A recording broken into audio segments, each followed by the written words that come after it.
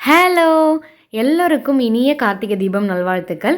So உங்க வீட்லலாம் கார்த்திகை தீபம் எப்படி செலிப்ரேட் பண்ணீங்க? அப்படிங்கிறத மறக்காம கமெண்ட்ஸ்ல சொல்லுங்க. அண்ட் என்னன்னா, சின்ன வயசுலலாம் வந்து கார்த்திகை தீபம் இதெல்லாமே ரொம்ப எக்ஸைட்டடா ஆயிடுவோம். ஏன்னா, ஊர்ல வந்து இந்த கார்த்தி சுத்துறதுன்னு ஒண்ணு இருக்கும். அதெல்லாம் சுத்துவோம்.